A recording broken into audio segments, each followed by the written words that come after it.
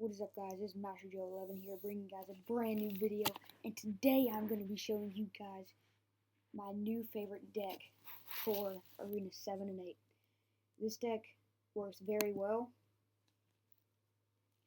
It has a counter to a lot of things. And that's me at the top, Master Joe 11. And the main point of this deck is to push with the Barbarians in front of the Hog and make a push like that. As you can tell, I just did that. And usually you want to have the zap in your hand when you do that so you can zap it and get a few extra hits off on the tower.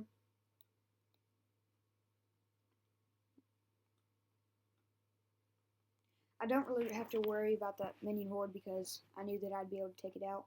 The bomb tower is an extremely good card. It is extremely useful. Counters everything. I mean, from if they place a giant or a golem, if they place the golem, any troop like a bomber or a witch they put behind it, there's splash damage behind it, and since the golem is so slow, it will be able to the bomb tower will be able to hit the golem and the ranged troop due to the fact that the golem's so slow that the ranged troop is right behind it trying to get past it, but it can't. So the splash damage will hit it, and it's just extremely useful. The Hog Rider is the main card I use for pushing.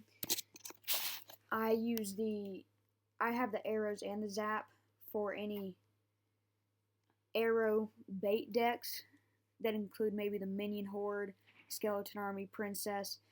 They work very well against people who don't have that, but as you can tell, I messed up on that zap, so I had to give up my 5 extra elixir for a bomb tower.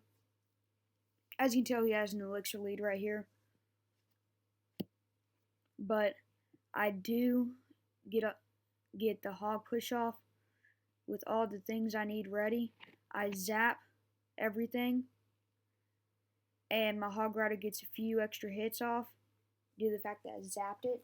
I drop a bomb tower so it'll hit the mini P.E.K.K.A., the giant, and the ice wizard for a couple of shots.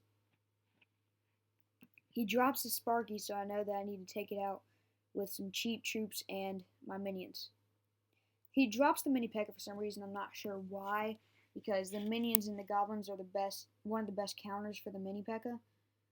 I dropped the arrows, kind of predicting that he will drop the minion horde because he had been doing that previously, so I knew he would probably drop it. And of course, I only need to get a few more hits off, and I got his tower and took it down. And I still have troops left if I ever needed it. Make sure you get the elixir collector down very early. It's very useful. We're going into another replay, going against a giant poison deck. The previous deck was a giant Sparky. As you can tell, they didn't play it very well, and I'm pretty sure if somebody would have played it better, such as a professional, even with the same level cards, they probably would have done better. I see he drops the furnace, and I did not expect my hog to go all the way over to that side just for the furnace.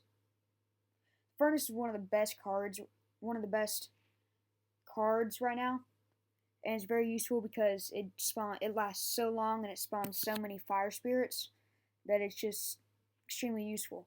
Not sure why I dropped the guards off right there. That was probably the worst things he could do in that situation.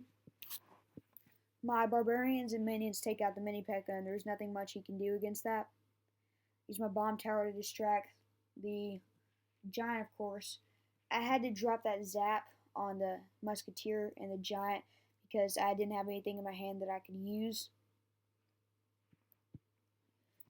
His furnace was probably worth it because it can counter my hog and everything. He dropped it right there, so I couldn't drop a hog in the middle and be able to take it out. And then as soon as the furnace used its fire spirits, I dropped my Barbarians off so the fire spirits couldn't counter my Barbarians while I was taking it out. I dropped the minions so I would have an extreme positive elixir trade for the guards, because the minions won't get attacked by the guards and it can take it out before it gets to the tower. I don't worry about that musketeer because I know my bomb tower is about to take out the giant and then go for the musketeer, but just in case I drop some goblins because I had a few extra elixir. I drop another pump because I know that the furnace will only get a hit off every once in a while. He does drop the mini P.E.K.K.A, but not before my hog rider can take out his furnace. I drop my minions to take out his mini P.E.K.K.A. Like I said, this deck is very useful and it's very good against a lot of decks, especially when you build up pushes. This is one of those decks that you don't really have to build up pushes with because you can just make a small push, and that's what counts. It's not one big push, it's tons of small pushes that you can keep making over and over without being an extreme negative elixir trade. So I personally like this deck. I made it myself. Not really sure if anybody else uses it, but I'm not really sure. But I know that I just made this deck of my favorite cards.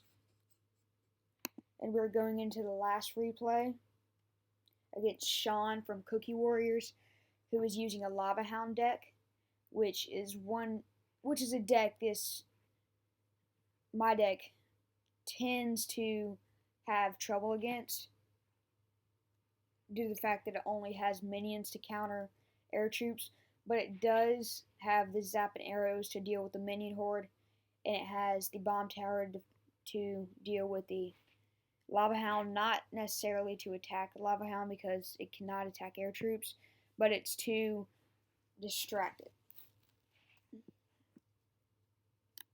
I put my minions in the back because I know that I didn't want his minions to get to my tower, and I knew my minions could get to his tower. I knew it wouldn't get much damage off, but it was still worth it. This is when he shows his Lava Hound. Honestly, I don't like Lava Hound Minion Horde decks because the Minion Horde can get so easily countered by lots of cards. He does have a perfectly timed fireball right there, even though he couldn't predict my hog rider placement. I prefer Lava Hound Mini P.E.K.K.A decks. I'm pretty sure I battled against one and I started using it, but not really sure why I fireballed my minions right there. I guess it was so his lava pups could get to my tower and do a lot of damage. At this point, I knew that it wasn't over, but I knew he had my tower because there's still over a minute left and we still aren't in double elixir. I start building up here, waiting for a push, seeing what he does, but I see that he doesn't do anything, so I drop off my hog and barbarians. I drop a zap on his spear goblins, and it ends up hitting his minion horde too, which is an added bonus. I drop my minions to take out his minion horde and his Valkyrie, which was extremely useful. But he does zap my minions to take them out. I drop my barbarians on his low health Valkyrie because I wanted my tower to start doing some work on his lava hound. I see that he drops the minion horde, and I had the arrows in my hand, so I just dropped it on it. His lava pups do break up, and I thought he would have 3-crowned me right there, but he did not, and I went for a hog goblin push, and I dropped a zap to get there. I just arrowed his minion horde and dropped my minions on his. He knew, I used my minions, he knew that he could just drop his lava hound, but since he spent so much elixir on that, I knew he didn't have much to defend with. So I knew that it was pretty much over by then.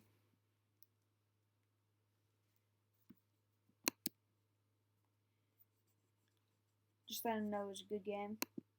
And I think that'll be it for the video. If you guys are wondering what the deck includes, I'll put it down in the description below.